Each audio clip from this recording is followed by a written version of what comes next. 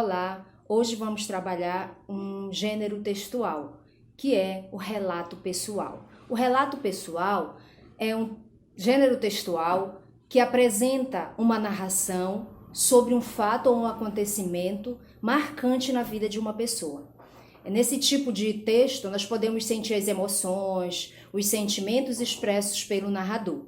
O relato pessoal, ele pode ser tanto oral quanto escrito.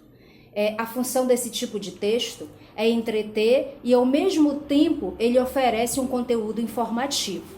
Quais são as características desse tipo de relato?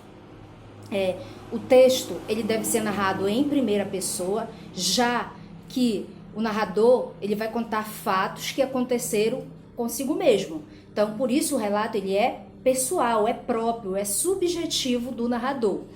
Outra característica seria os verbos no presente, e em grande parte esses verbos eles devem estar no passado. Porque como você vai estar relatando, pode ser fato que esteja acontecendo no momento em que você esteja falando, escrevendo, ou fatos que já ocorreram. Então, por isso que a maioria a maior parte dos verbos ele deve estar no passado, mas também pode estar no presente. Outra característica desse tipo de texto seria o caráter subjetivo, como eu já falei, né? Ele vai colocar características próprias do narrador, da pessoa que está escrevendo, tá? Por isso a questão da subjetividade. Experiências pessoais, né? O relato você vai relatar experiências vividas pelo próprio narrador, pelo próprio autor. O tempo e o espaço nesse tipo de texto, ele é bem definido. Então, você consegue observar o lugar, o espaço onde ocorreu esse fato, mais ou menos o tempo, prever o tempo em que ocorreram, por isso que eles são definidos. A linguagem, ela pode ser formal, como é o caso dos relatos escritos, você deve utilizar uma linguagem formal, já que o texto ele é escrito.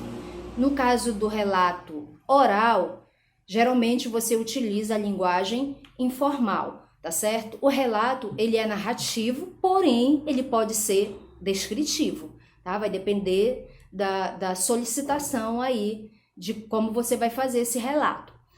Outra coisa importante também é que um relato oral, ele pode passar a ser um relato escrito. Claro, você vai ter que levar em consideração a questão das concordâncias, da pontuação, da ortografia, como você vai ter que utilizar uma linguagem formal baseada na gramática normativa, então você vai ter que levar em consideração todas as regras dessa gramática, tá certo?